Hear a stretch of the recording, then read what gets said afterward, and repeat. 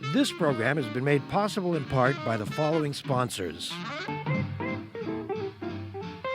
The Trial Lawyers Association of BC.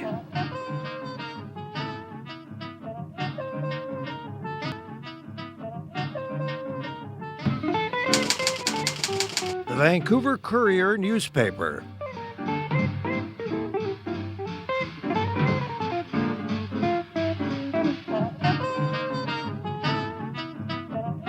My new book about addictions, All the Way Home, Building Recovery That Works.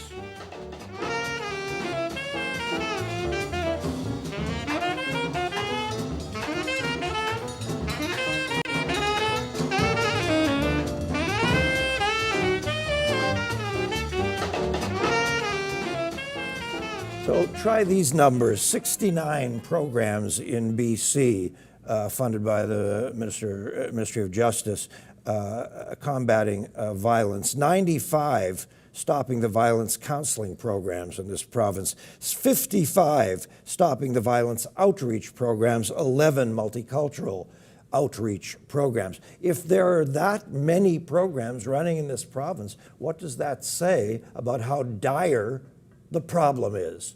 And the very perfect person to describe how dire and also the wonderful things some people are doing to struggle with these issues is Tracy Porteous, who is not only the boss of Ending Violence Association of BC, but also a much accomplished and I would say much honored person. Was it just a year ago? What did they hand you? The Canadian? It was the Governor General's Award Yes. for the equality of work I've done for the equality Yes. of women in the country. Isn't that wonderful? Yeah, I was very honored. Yeah, that's so great. Well, I know that you're a person who's had a big imprint, and so even before we say anything, I say thank you. From the community. It's great. Thank you very much, David. So, tell us about the extent. It's just all over, isn't it? It's an epidemic. Yes. It's considered a global epidemic of Yes. global proportions. About 50%, they say conservatively, 50% of women have experienced some form of sexual or domestic violence in their lifetime. Yes. If you actually look at how conservative those statistics are, it's probably much higher. Almost 70% of Canadians will say that they know somebody, they know a woman who has either been sexually assaulted or abused in their relationship. Yes. They say that 800,000 kids a year in Canada witness the abuse of their mothers. It is a very deep and troubling social problem that we have made really little advances towards over the last 30 years. Why have we made little advances? I think we've never really got to the extent of the problem in terms of women coming forward. Sexual assault and domestic violence are the most underreported of all violent crime in Canada. It's considered that only 1 in 10 sexual assaults are reported to the police, and only about 22% of domestic violence is reported to the police. And then if you add into that mix Indigenous women and women who are new Canadians, even less of those women from those communities report to the police. I think, and I like to think that what we discovered a program with the BC Lions football team about 5 years ago, Yes. we've hooked into perhaps one of the solutions that was missing. So for over 40 years, feminists across our country and across the globe have been doing whatever we can to talk about violence against women to whomever would listen. We've been educating police, we've been educating Crown prosecutors, we've been educating educators, we've been educating kids, and we've moved mountains. We have policy and legislation and programs across the country Yes. that we can thank women for. But what has been missing are the interventions by men. And if you really think of it, that men are 50% of the population, and if you think about domestic and sexual violence, Yeah. I hate to say it, but it's true that men are committing most of these crimes. And so for women who've been trying to solve this problem on our own, it's no wonder that perhaps we've taken this as far as we can take in terms of legislation, programs, and policy. So what we did about 5 years ago is approach the BC Lions. I had this, what felt like a crazy idea at the time, that we would get football players to become spokesmen for the message about breaking the silence on violence against women.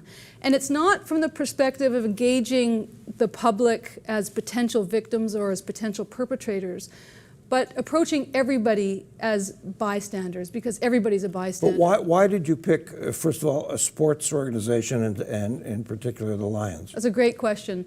So really, we think that part of how much traction and how much violence there is in the world has a lot to do with socialized masculinity. Obviously, it's only a minority of men who continue to commit sexual and domestic violence, but they commit it over and over and over, but they get away with it because of the broad silence. Nobody speaks up. Nobody thinks it's their issue. Before you go on, let's spend a few minutes on what I think is one of the biggest problems, because I'm not unfamiliar with this story. Yes. The silence. Yes. Because I could not begin to tell you, it would take hours to tell you the stories I have heard of people who were violated, who then went to someone, their mother, their father, their older sister, and said, this is what happened, and everybody said, no, it didn't. What's that about? I think it's about shame. I think we have a huge, broad cultural shame about sexual assault for sure, child sexual abuse 100%, and even about violence that is committed against us by people we love. I think it's very difficult for anybody to sort of come to terms with, what is it about me that he would hit me? What is it about me that he would do such a thing? Or what is it about our family that would be seen by others potentially, what is it about us? And you're the last person on earth to whom I have to explain that, of course, the victim blames herself or himself. Yes. Because you've been speaking about women, but lots of men and boys have been beat up by their families and sexually assaulted by both men and women. Yes. Yeah. So the victim takes it on, don't they? Yes. They say, oh, I must have been, what did I do? Well, we live in a culture that is basically set up around victim blaming. When you hear about a sexual assault, the first thing that I think often comes to mind is what was she wearing, or what did you do to lead him on, or why were you walking in that park, or why did you go to his apartment? Yes. In the aftermath of Jian Ghomeshi and Bill Cosby, there's been a global conversation by millions, over 10 million women tweeting in that they had been raped and never reported. And broadcasters here in our province going on the news saying that they had been out for drinks on a date with somebody, went home to his apartment, was sexually assaulted, and the first thing they thought was this terrible shame of why did I go to his apartment, and thinking nobody would believe me that this happened against my will. There was an interesting conversation in the press recently. I can't remember if this was one of the pieces that you were involved in, talking about the culture of rape, and a public official, an elected official in this province said, I don't believe in that. A man said, I don't believe there is such a thing as a culture of rape. And I just thought, wait, what planet is this guy on? Right. Well, and I think we are on the precipice of a massive amount of change. I mean, we've seen sexual harassment and sexual assault being disclosed within the confines of the House of Commons. We've seen it being disclosed within the ranks of the RCMP. I was about to say, check the red jacket. Yeah. The RCMP. Yes, exactly. Yes. And so these are social issues that are not immune to any culture or any community or any sector of society. Yes. And I think it's incumbent upon us right now. We have this window of opportunity to make social change where I think the masses are listening. I can't tell you how many organizations, trade unions and businesses are coming to my organization. I know you're involved with the BC Fed. Yes, saying, how can we help? What can we do to educate our people? What can we do to get our people to be more than bystanders? Yeah, one of the cultures that I find so shocking, and they're all shocking, but the one that is frats. Yes. Kids who have a certain privilege, who are bright. They're not high school dropouts. They're at the university, and they have 2 beers and they lose it. Yeah. And they believe, there's some belief system that this is okay.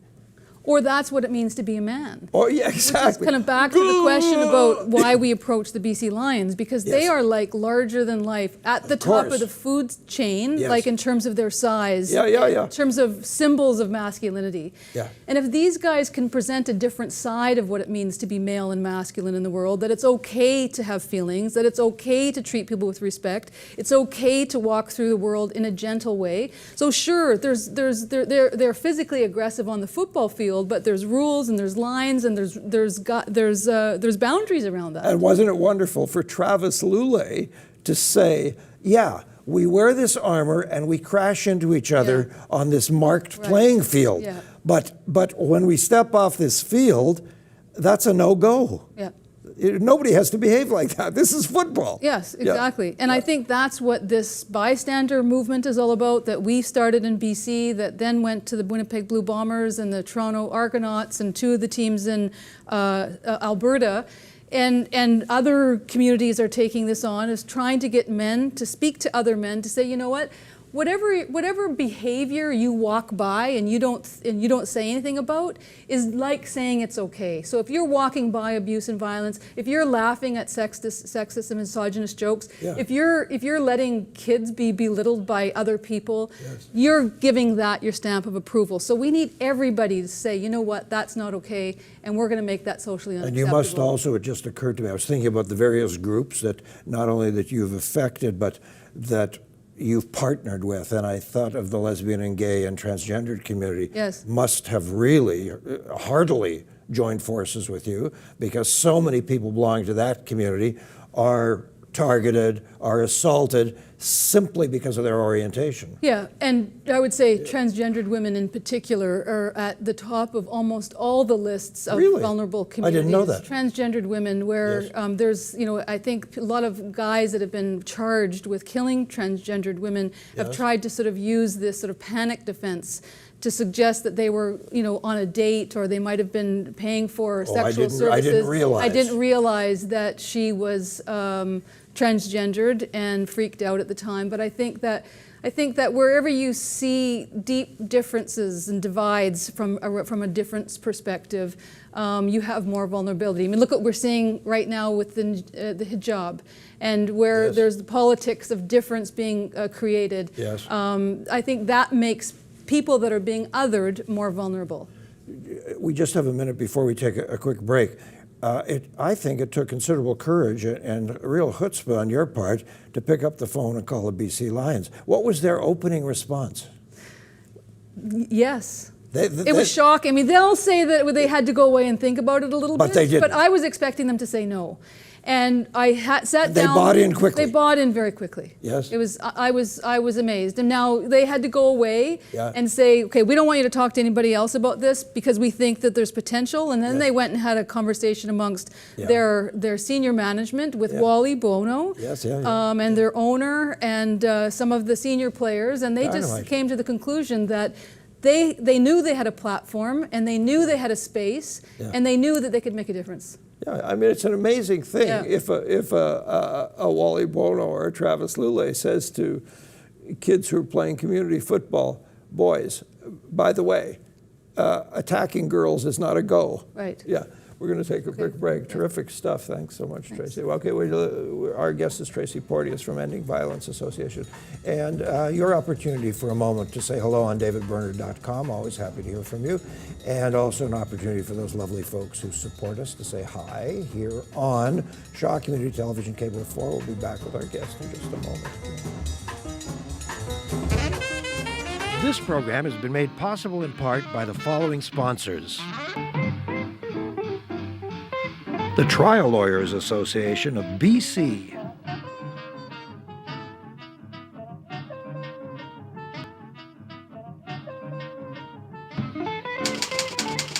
The Vancouver Courier newspaper.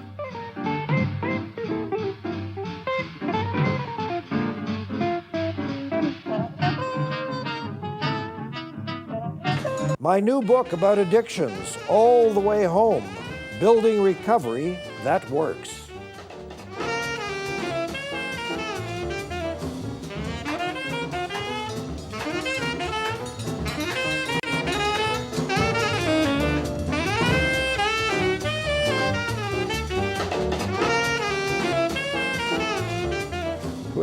Look at all the things we have in common. We both grew up in Winnipeg. Who was to know? And we survived it, and we thrived. And we're not there anymore. And we're not there anymore. But we visit occasionally. Yes. Okay. So how do you think the NFL has done? Just your off-the-wall opinion, because they've had some just awful stories that they've had to deal with. Yeah.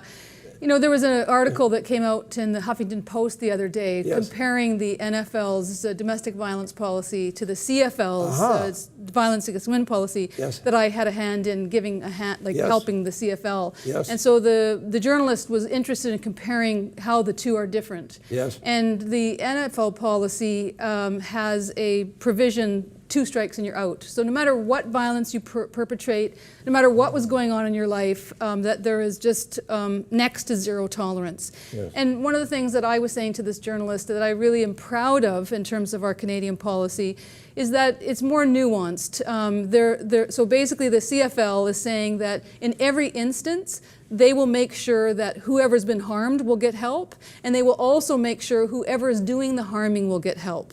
And it's one of the cornerstones that myself and a few of my colleagues that are part of this new organization called the Anti-Violence Association of Canada, we were the ones consulting with the CFL on this policy, that we said, you know, look, most women who are involved in domestic violence don't want the relationship to end. They want the violence to stop. You know, domestic violence is complicated by love and family and kids and faith and community. And ownership. And absolutely, Money, yes. all kinds of things. You know, financial dependence. Absolutely. And so if it is, you know, within the first instances where violence is starting to be acted out, perhaps it's not the time to have the guy have to leave his livelihood, and perhaps it could be career ending in terms of his reputation.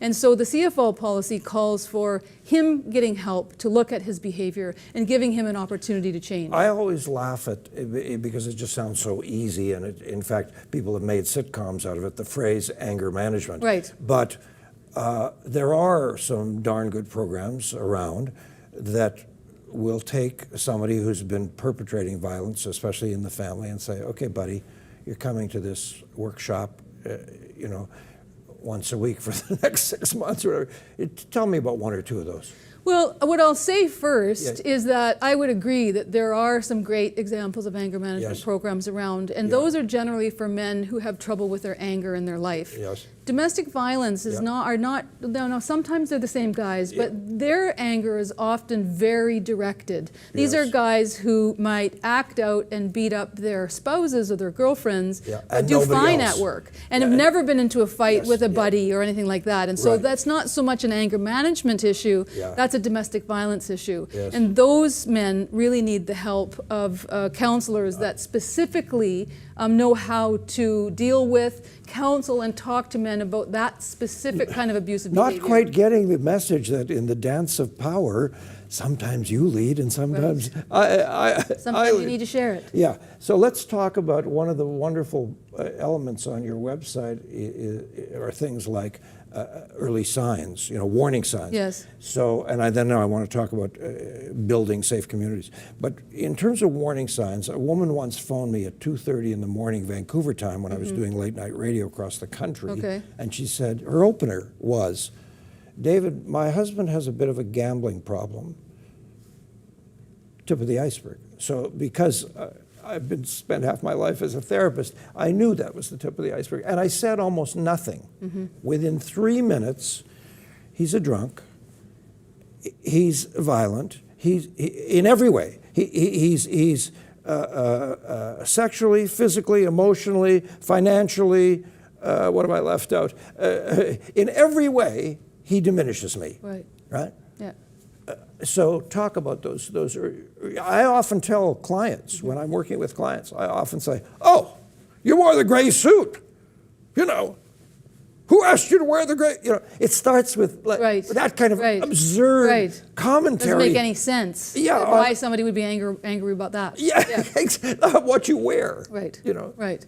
Well, in fact, domestic violence homicide is the most preventable of all homicides we see in Canada. Really? And there are some very specific risk factors that people should pay very close attention to. And I'm glad that you raised it, because I think that we would be remiss in talking about this issue if we didn't also try to make transparent, you know, what some of these risk factors are. Tell us. So if there's ever the presence of sexual assault, if there's escalating violence over time, and especially as violence continues to escalate where there's shorter periods between violence, if there's ever been threats of of committing more severe violence or murder.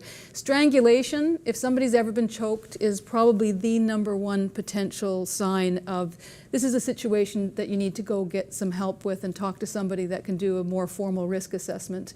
If he has, as you say, addiction issues, if he is using substances, if he's threatening to kill himself, sometimes guys that are homicidal are also suicidal and might want to take some people with them. With them, if, yes. You know, their kids or their spouses. And they do, and And people they do. And unfortunately, we've seen that. And so I've had the great privilege of talking to many families in the aftermath of losing a mother or a sister or a daughter.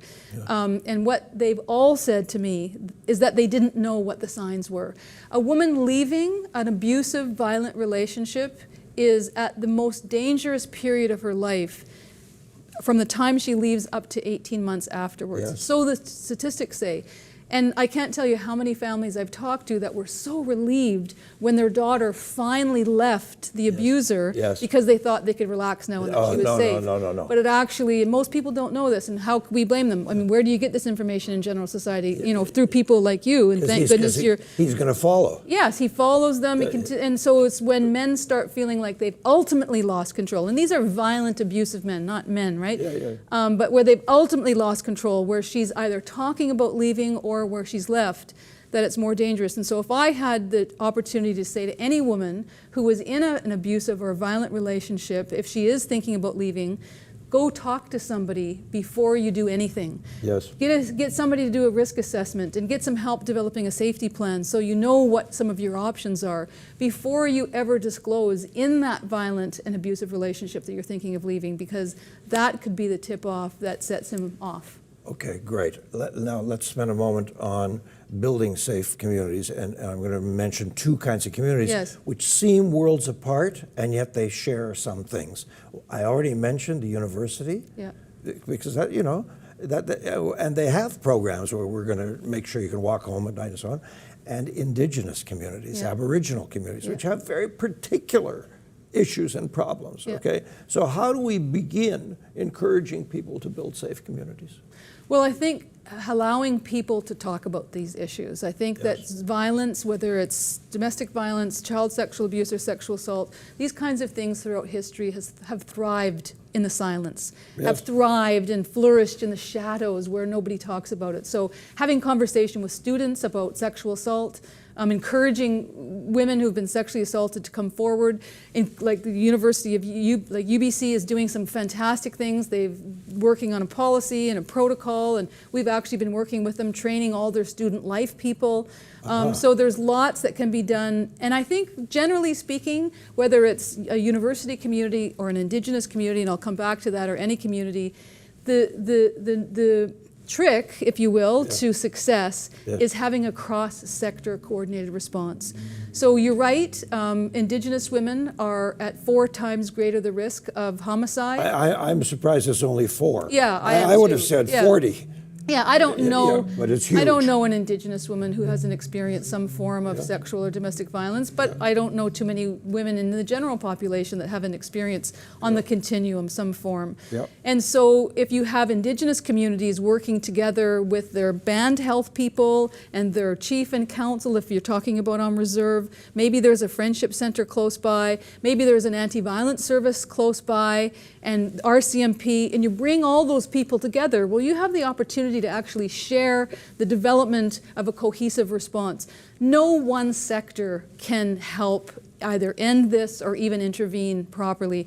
One of the things that my organization has been doing is developing these cross-sector responses called ICATs, or interagency case assessment teams, and we're doing this with Indigenous people and with immigrant and refugee people and with police and with mental health practitioners, and bringing people together where there is a case where people are concerned that there might be a homicide or there might be severe violence, so people can work together to develop the most cohesive safety plan and the best offender management plan. You know, we like to say that, you know, it takes a village, it takes a community to raise a child. It also takes a community to wreck a child, right? Right. And it takes a village and a community to protect people. Yes. You know, and so nothing, you know, in addictions, there's no such thing as an addict. No addict is in isolation, even the most lonely drunk or addict. Yeah. Is part of a community, and everybody actually is involved.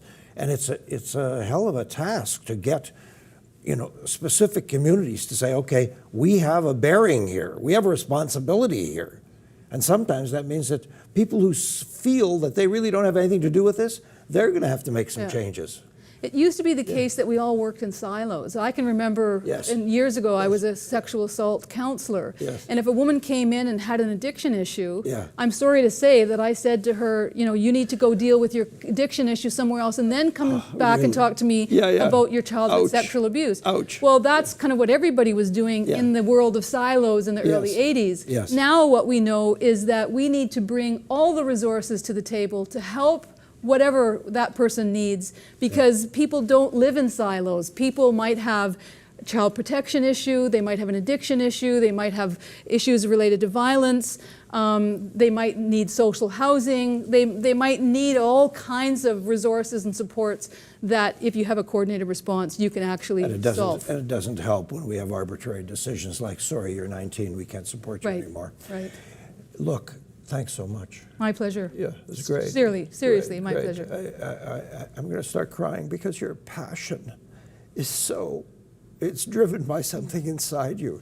And it's just so, I can't say anything. Thank you, David.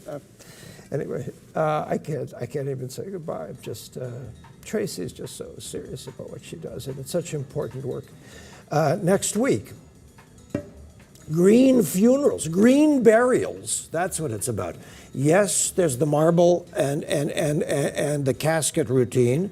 Yes, there's cremation, but I just learned that cremation lets all kinds of toxins out into the air, which I didn't realize. So I've been thinking about just going and lying down in the forest near UBC, but there's a whole association that will help me do that. That's next week. Thanks for being here on Shaw Community Television Cable 4. Good night.